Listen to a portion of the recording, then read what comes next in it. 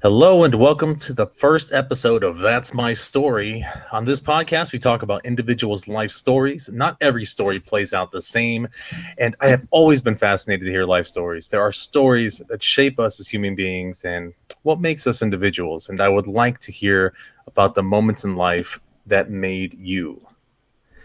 How's it going, everybody? I am George Lugo, and like I said, welcome to the first ever That's My Story. And my guest for today is Mr. Alex Whiteley. Hello. How you doing, Alex? How's it going, man? Thanks for inviting me to be your first guest for this. Oh, thank you for being the first guest. That's great. That's an honor. Always an honor. All right, so let's go over a few things. We're going to go over some of we're going to kind of quickly get to know you before we kind of delve into your stories. So, where are you currently staying right now? Still in Shrewsbury, right? Yeah, I'm in Shrewsbury in the UK, which is in the county of Shropshire. Shropshire. Yeah. And what's it like there? I've never been to Europe, so it's all. Oh, right. It's nice. It's a very old traditional town, and it's got a lot of greenery on the inside and on the outside. It's right next to the Welsh border, so you can skip into Wales, and it's not too far away from Birmingham. So if you want a city as well, you can go there. So it's very well situated. That's what makes it such a successful town, and has been for the last few hundred years, because it's where it is. You know, it's a very accessible town. Yeah, That's pretty cool.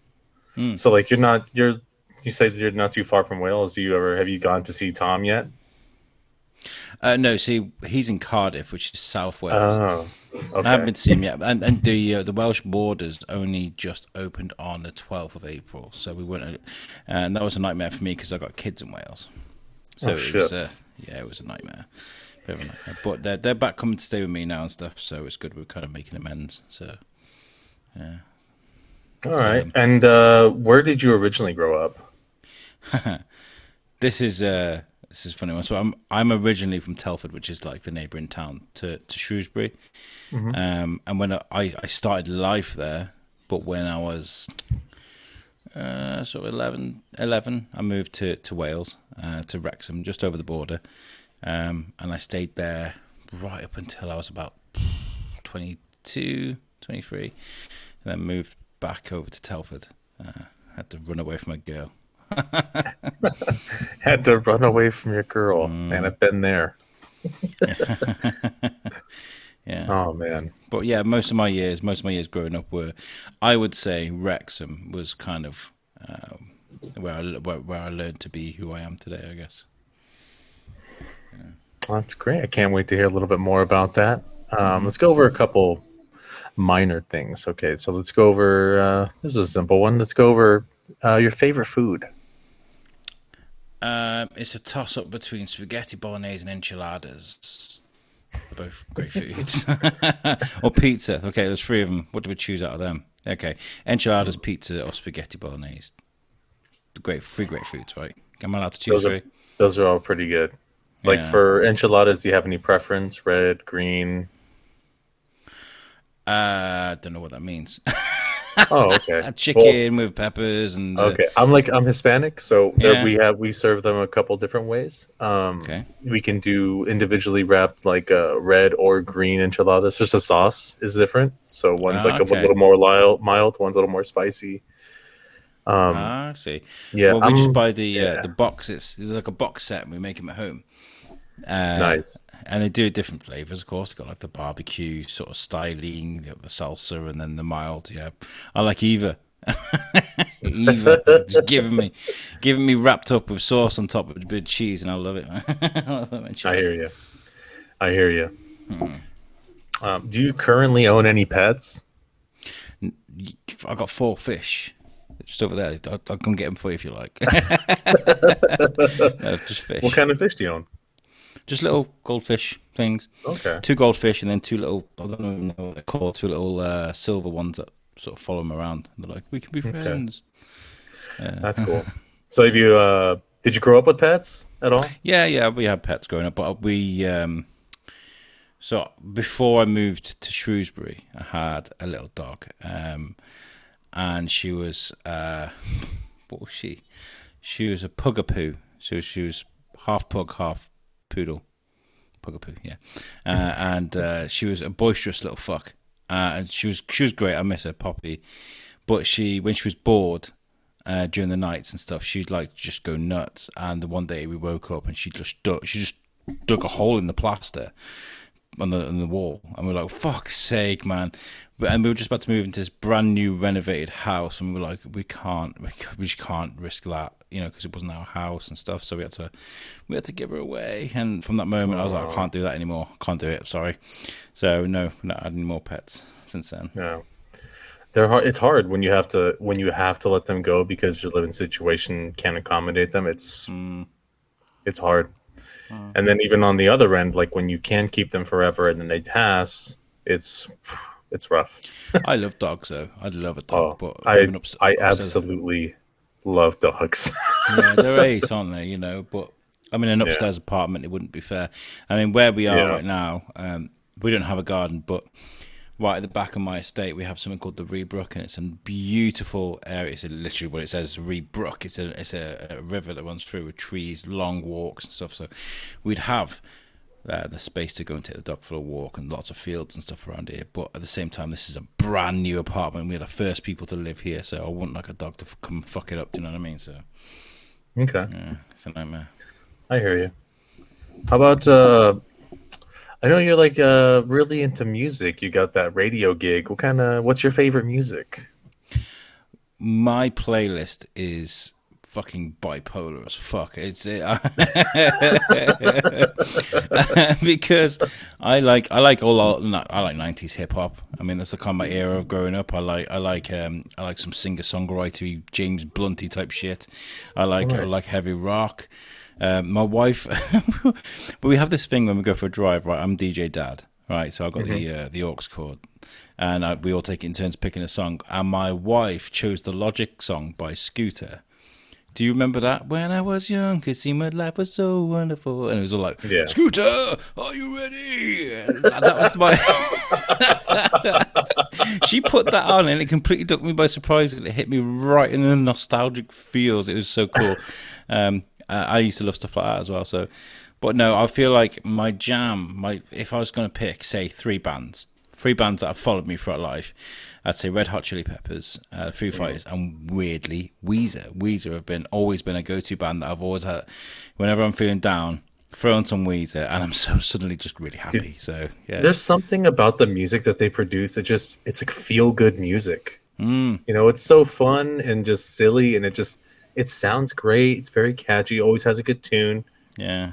Well, if you look at Rivers Cuomo's Wikipedia, I think he's like a doctorate in music or something like that. He's really well qualified. He's one of the most qualified musicians out there.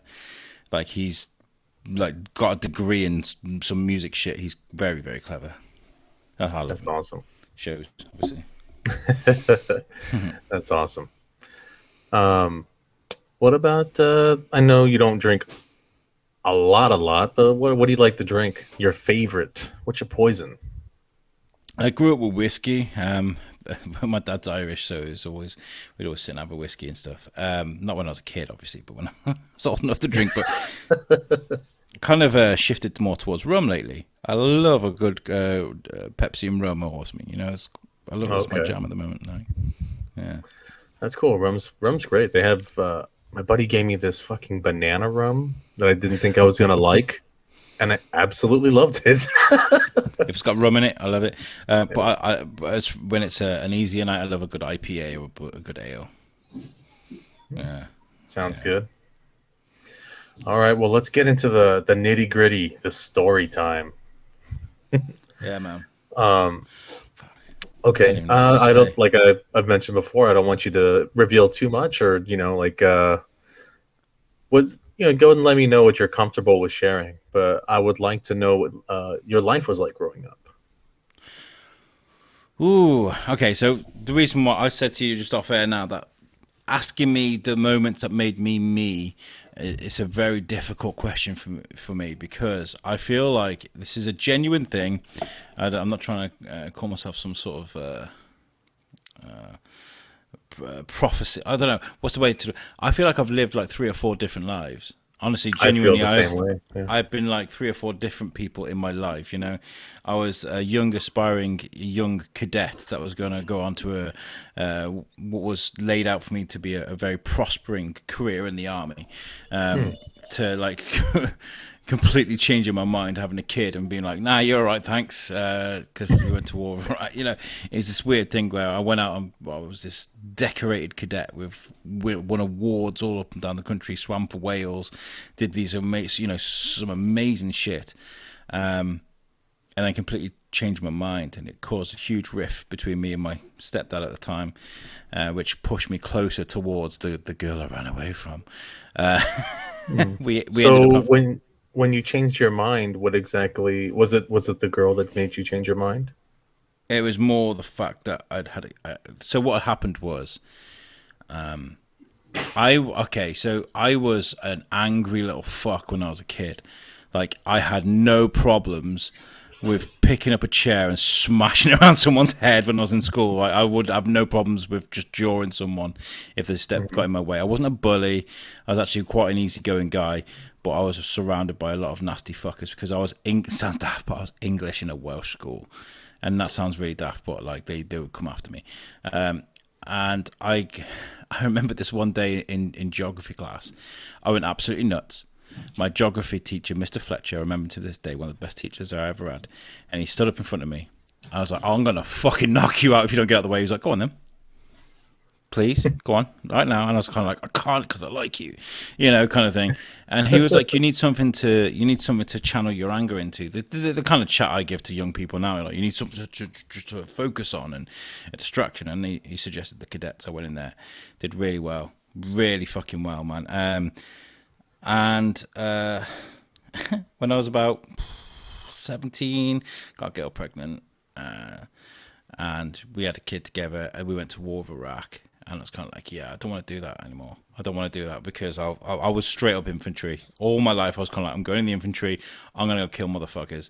I'm gonna be the best there ever was. Blah blah blah blah blah. All the same old shit you hear off every young kid that wants to go in the army. And then there was that. I didn't want to die and leave my kid with her.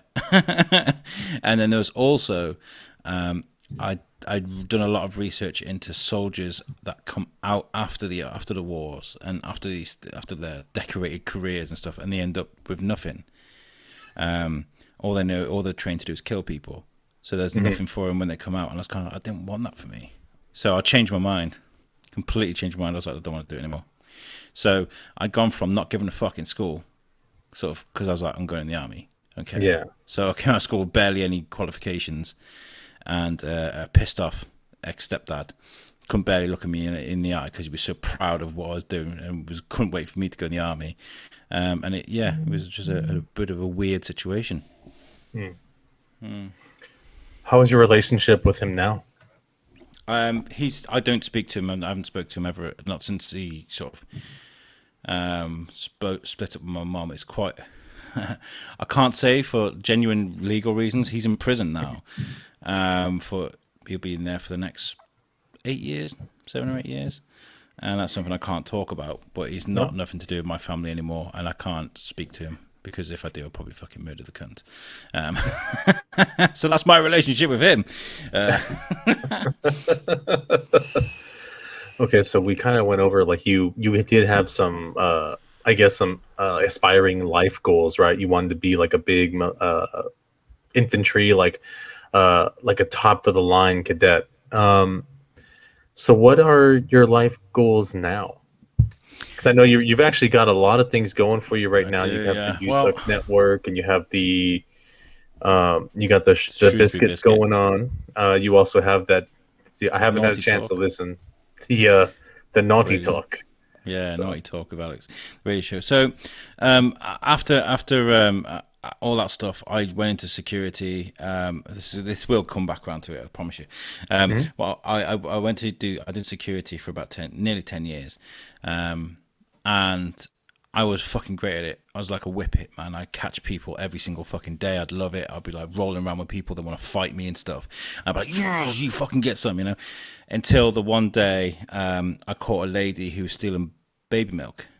And as they were like, no, Booker, call the police, Booker. And I was kind of like, no fucking way. And it really hit me like, fuck, I can't do that. I had to do it. It hurt. I then caught a kid trying to steal a sandwich because his mum was abusing him. He was sofa surfing, had no money for food. I gave him the sandwich, told him to fuck off, don't come back. He did. And it taught me a bit of compassion. And it also taught me that I'm good at speaking to people. Okay, so I can actually sort of calmly sit down and unlock people's problems and find the solutions to help them, which meant I could then go into... I applied for a job in support, helping young people, which is the job I do now. So going from a fucking lowly fucking store security guard to actually saving people's lives and making a difference in people's lives, and also learning communication, which is all goes hand in hand with what I do today. So I'm a support worker who speaks to people who've got problems because of my ability to have conversations, and that fits in with the podcasting. You know, it all kind of goes hand in hand. So I started Thorskin. Thorskin. I have to do that. Thorskin.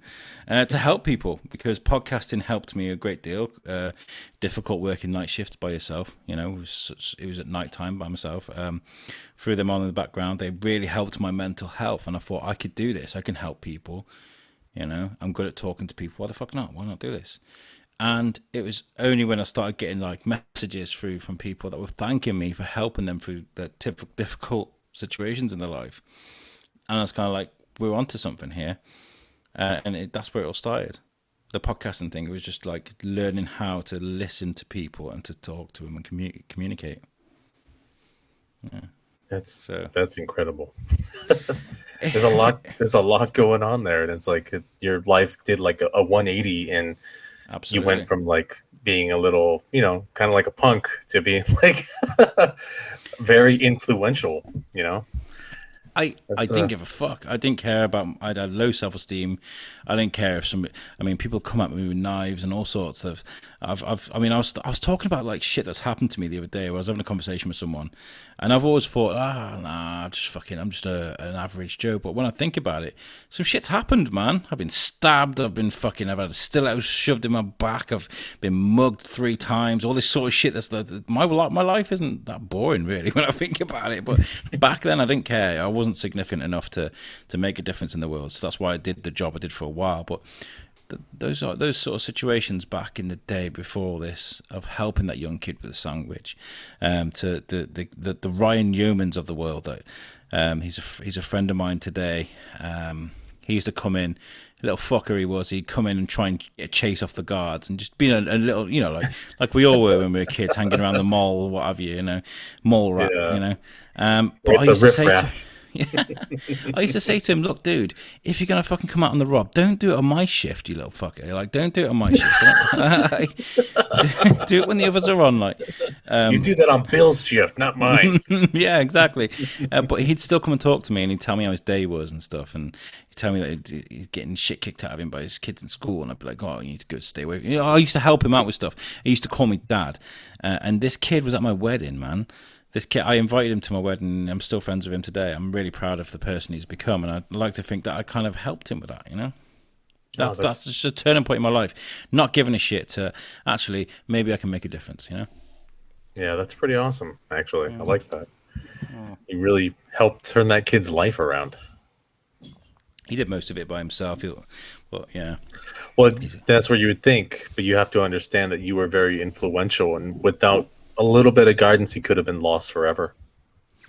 Yeah, you know? There are so many kids in the system all around the world. You know, I mean, some countries don't even have a system, do they? You know, let's face it. Yeah. That they don't get that kind of guidance. It does break my heart. And maybe I'm a bit naive. I don't know. Maybe one day I'm probably going to get myself killed by going, oh, can we... That scene out of Rick and Morty. Oh, why is it... Are you my daddy? Or whatever it is. When my daddy. And he, like, the Morty's like stabbing him in the back. Like, why did he have a crib? You know the scene I'm on about, right? Yeah. Morty Town, yeah. The Morty Town. Yeah. So, we kind of went over a little bit like... your relationships, your actual relationships. Like you said, you had a child at 17. what have your relationship? What were your relationships? How have they been since that time? It's a difficult one, really. I mean, I had my first kid at 18. I got pregnant at 17, but he was born when I was 18, and we had 3 kids together. Too young to do that shit. Far, far too young. All I ever wanted was a family. But I mean, I could sit her on a podcast and disgrace her and tell you all the shit she got up to, but all I can tell you is it didn't end well, and it was none of my fault, right? And it caused a lot of trust issues moving forward, and it's issues that I didn't deal with until sort of quite recently, actually. More the fact that I'd always feel like I was being hard done to, or someone was always attacking me or something because of how she treated me. And it did affect me for a while, but I found the love of my life. And she sort of helped me through. So I'm glad that I found someone. Me and Kaz been together for 10 years now, and for those 10 years, I feel like she's been more of a therapist than a wife, to be honest. Yeah. That's awesome, man. I'm happy for you. Cheers. So let's talk about since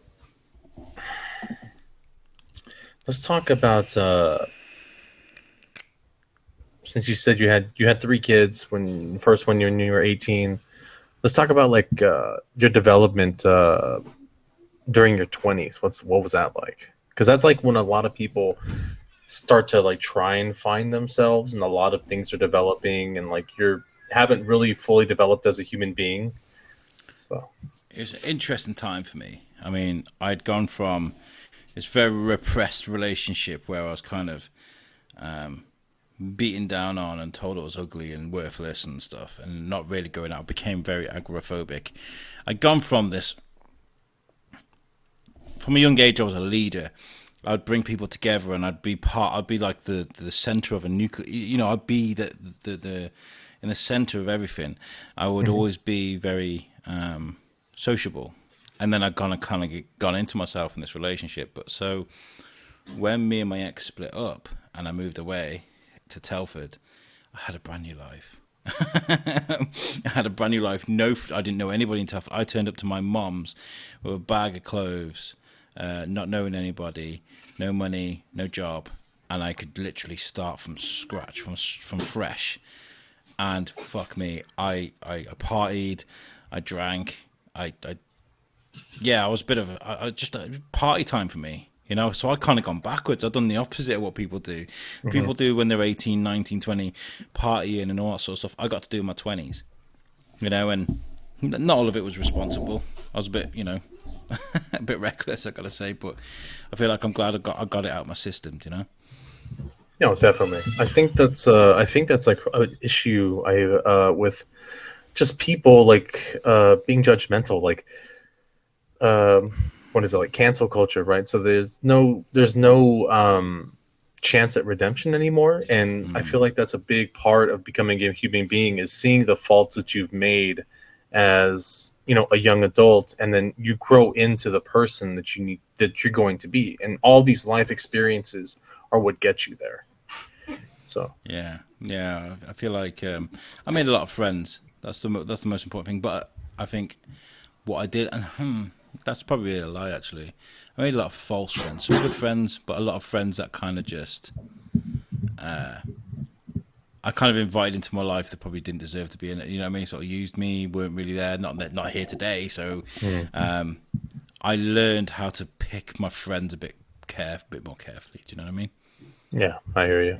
I feel like one of the greatest lessons I've learned in life is that your circle of friends doesn't have to be big. It just has to be loyal, So just the more people I had around with me, the more ratio there is for them becoming a bit of an arsehole and not sticking with me through things.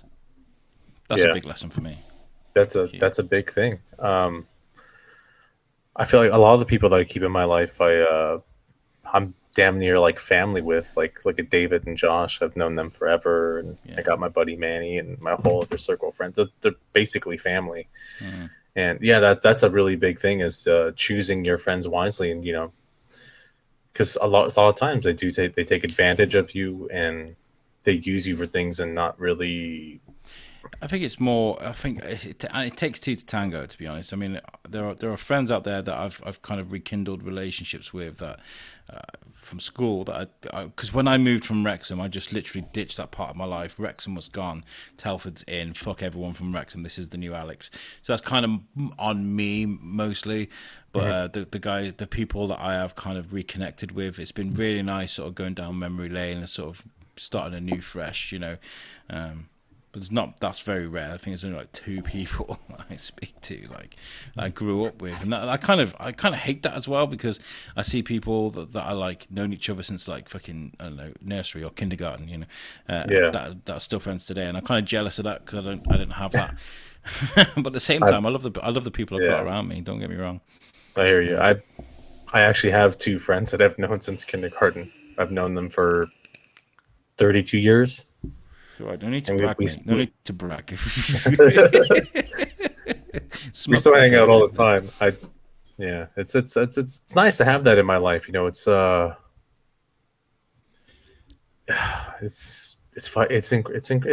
is incredible. It's also weird at the same time, because like I know I was kind of the shithead in the relationship, and they put up with me because I had I created a lot of drama when I was young, and then they were there to help me work through it. So I appreciate them for that.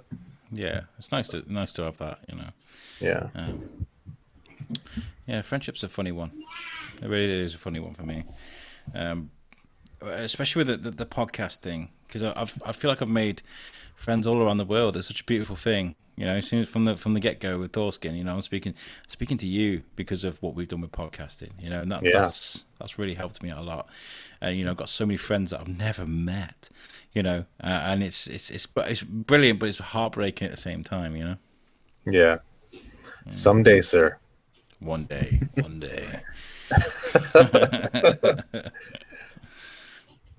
Okay. How about we hear a story that you don't mind sharing? It could be literally anything. Something that may kind of helped you become the man that you are today. It's difficult. I've kind of gone into one with my days as a guard.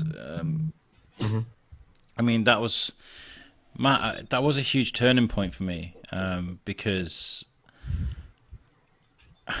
I get emotional thinking about it, because I didn't give a fuck. I didn't give a fuck about me. I cared about my kids, and I cared about my family, but only to a degree. I wasn't a horrible person, but at the same time, I had very low self-esteem. Didn't think I'd amount to anything. Just a cog in the machine. Happy to be a cog in the machine. Fuck it, I don't care. But when I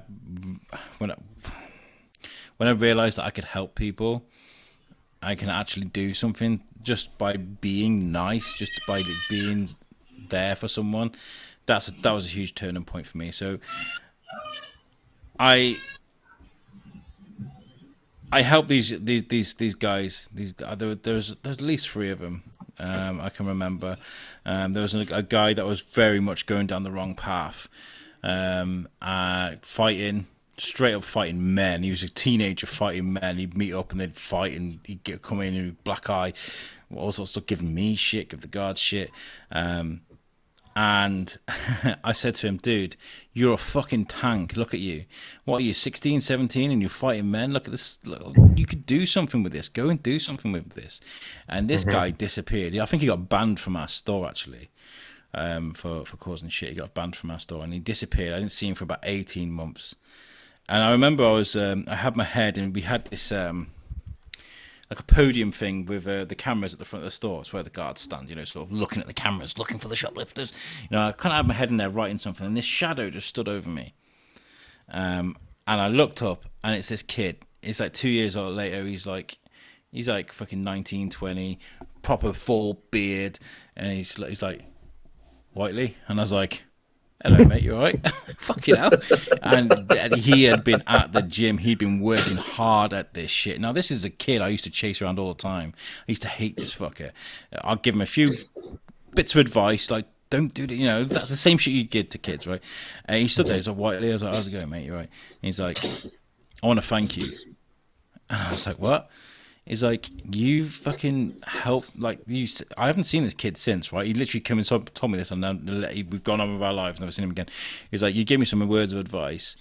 I now have my own SIA license, which is the badge you need to work on the doors. He's like, I've got my own company. I've got 4 guards working for me, and that's because of what you helped me with. That's what from the advice you gave me. So I've made it a point to come in and say thank you. And one of the managers started walking over because he recognised him, as if to say, he's banned, get out. And I waved him away. I said, don't you fucking dare. This is not the same kid that used to come in. He's welcome here or anytime he likes to come in. So that situation made me realise that, just throwaway comments sometimes can help. And there's another guy. I call him Jock. Don't actually know his name. A bit awkward. I got called to this guy that stole a bottle of vodka, and I went over to him. You don't know what to expect when these situations happen. I walked over to him, and he's in a mess on the bench outside the store with this half bottle of vodka, and he's shaking, tears in his eyes. And I could see that this wasn't normal. Like, this isn't a junkie running away. This isn't a kid fucking about. This isn't an experienced shoplifter. Something's not right here. So very softly took the bottle of vodka off him. One of the managers stood there, arms crossed, sort of tapping his foot. What's going on here? I was like, dude, give me the bottle of vodka. He hadn't opened it yet. I was like, go home, sleep it off. Come see me sometime. I hope everything's okay. And he went away. And a few days later, he turns up at my podium where I was just telling you at the front of the store. He had tears in his eyes. He was with his wife. He come up, shook my hand, and he had tears in his eyes. He was like, I want to thank you. I want to, from the bottom of my heart. He's like, that was the anniversary of the Falklands War. I lost a few friends in that war. It was a terrible situation for me, and you made my day so much easier. And his wife was like, he could have got arrested. Anything could have happened to him. Like, he had PTSD. If a guard would have grabbed him, he would have gone fucking nuts. So that could have ended really badly for him. But I sent him home. He was arrested. He came back, and he was ever so grateful. And he used to come and say hello to me every single day he was in. These situations that just, like, I was just like, I can't do this anymore. I can't be chasing people for fucking £4 for half a bottle of vodka or whatever it is, from Walmart or Asda. I'm not doing this shit anymore. So I was fed up with the job. So while I was working, I was applying for other jobs, and I applied for the job I got now while I was working there, and I didn't think I'd get anywhere. Because of my no qualifications in school, and because I'm just a cog in a machine, blah blah blah, all these things, and I told these stories to my manager, and they were like, "When can you start?" Pretty much, they loved the fact that I had all this empathy and this desire to help people. So that's my story. That's kind of me changing as a person, and I think it's important that we sort of accept these changes and don't run away from them. I'm getting definitely. Yeah, I don't think we should run away from these changes. To run towards them, Yeah. Absolutely. And everything I do, everything I make, is to help people. All the show, every single the ethos behind everything I make is bringing people together, genuinely. You go on the USUK website, which is usucknetwork.com. Please check it out. And there is on there is like a motto, sort of what do you call it? Like a readout of what we do, a message, and on there it says building a bridge over the Atlantic. Because it's about bringing two countries together. Yeah. So I hope that was a good enough story. I got loads. That's a phenomenal story, Alex. I don't know. I can't even. That's very inspiring, man. I mean, you walk past these security guards and things in front of supermarkets, and you think some of them you're probably like, hey, fucking snooze you lose, or I don't know, however you think about it. But that goes to show you that everyone has the ability to sort of change people's lives. Everyone has the good intentions, bad intentions. that the power of individuality is so fucking powerful and so important to remember. You know. I agree. Yes. Yeah, everyone does have the power to influence or change someone's life, and just because you see the security guard just sitting there doesn't mean he's a failure in life. Maybe that's just maybe that's what he wants to do. Some people want to do that for a living. I used to love You it don't know. when I was younger. I'd start doing that when I was 18 years old. I was scrawny, skinny little thing, and you'd see me up and down that car park like a fucking whippet on the shoulder of some fucking guy. Can I get me the fucking... Honestly, man, I looked a fucking mess. I was so young and so skinny and small, and those were the days where you would be able to fight back with them. Like, you know, it was interesting days. Very interesting. And I don't really have any more topics for us to go over, Alex. That's my story part was basically the end here, and I thank you for that. It was very inspiring, and it was quite moving actually, and just to know that you've helped so many people along the way, and then you've changed so much, and you've grown, you've learned from these past experiences, and I love it, Alex, and I appreciate it. love that I fucking know you and I get to be a part of your life. So thank you for that. I appreciate it. No, I really do appreciate it. Thanks for having me on the show. Thank you for being on here. It's really good. It's my fucking pleasure. So before we sign off, do you want to plug in your channels and stuff? Here we go. Hales. No, I mean, of course, I do. We have a network called USUK, U-S-U-K. I literally spelled like that, and it's a collection of shows that are designed to sort of bring together cultures of American kind and the UK kind. Because so much gets lost in translation between the Brits and the Americans, and we had this idea of putting a number of shows together, not just one. So we have a different feel for different things. So the show I do is You Suck, What's the Difference, with my best friend in the world, all the way in Vermont, Tom Bruno, where we speak to people from all walks of life, really. Anyone. We've just done a show about, what's it called? Hallucinogen tea that you drink. What's it called? Ayahuasca. We did a show about that and how it has helped people through addiction and stuff. You know, that was really interesting. Last week we spoke to one of the leading biopsy doctors in Beverly Hills, cancer and stuff. We cover all sorts. A couple of weeks ago we were speaking to Billy fucking West from Futurama. You know, love that one. There's also You Suck Chronicles with Jamie Westwood and Tom Stevens, and we do Wednesday Night Live, which you've been on, George. If you want to taste of what we do, go to USUK Facebook page, and every Wednesday at 9 p.m. BST, or that is 4 p.m. Eastern Time, we do a live show, and it's good fun. I also have a radio show, which is on Splash Damage Radio. If you go to splashdamageradio.co.uk, you can download an app called Zeno, and you can subscribe to the radio channel. And it's every Thursday at 8 p.m. BST, which is actually really perfect time for Americans, because on the Eastern Coast, that's 5 p.m., that's drive time, and 3 p.m. as well, just as you're picking up the kids from school on the West Coast. So that's called Naughty Talk, and it's all about, we play Naughty's music. I feel like the Naughties gets kind of forgotten, because you got 80s radio stations, 90s radio stations, 60s, whatever the fuck. Naughties doesn't really get like its own sort of slot, so I was like, let's do that, and it's working out really well. It's in my second week doing it, but I'm really enjoying that. And of course I do the Shrewsbury Biscuit podcast as well, which is a show based on my local town, Shrewsbury, which if you're listening in America, you're probably not going to listen to that, but it is a fantastic show. It's got a great community feel behind it. So that's all me. Websites, usuknetwork.com for USUK, the Shrewsbury Biscuit podcast.co.uk for the Shrewsbury Biscuit, splashdamage.co.uk for the radio station, and we are on Facebook, Instagram, Twitter, everything else. Yeah. There you go. That's probably the longest plug section you'll ever get on the show.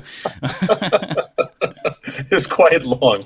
I don't stop. I don't really, honestly, don't You stop. have you have such an amazing resume. It's fantastic, Alex. And It's just the start as well. I'm recording Pirates tomorrow. I'm doing an audio drama for Treasure Island. So tomorrow I'll be recording voices for that. I'm going to be a pirate. Yeah, because I'm doing a bit of nice, voices stuff now. Yeah, so. nice. Yeah, I know you mentioned you were trying to get back like into voice acting. I'm like, that's awesome. Yeah, I Um, think it's fun. Like we've spoken to a few great voice actors over the years, and they say like you learn how to sort of play with these voices and be brave with it and stuff. Then you can do really well, and that's what I'm going to do. Fuck it, we'll give it a go. all right. Well, I haven't really figured out how we're going to end the show yet. I'm thinking We get naked. There we go. We're just going to get naked. we're just going to get naked. Guys that are just listening to this and now watching it, George is literally taking his top off right now. You should see it. Oh, the hat's gone off as well. There's nothing but wobbly bits everywhere. You look fucking great, mate. You look svelte. But this has been That's My Story. And damn it, Alex, thank you so much for being on. This has been a fucking pleasure, and I really enjoyed all of your stories, all of your life experience, and it's fucking inspiring, actually. Thank you. The pleasure's all mine, man. You always. I feel like we made good friends with you, Speakeasy guys, and anything that you need from us, just get in touch. We'll always be there to help you out. Will do. I'm gonna throw this up now. Thanks for watching. Please like, comment, and subscribe. Bye, everybody.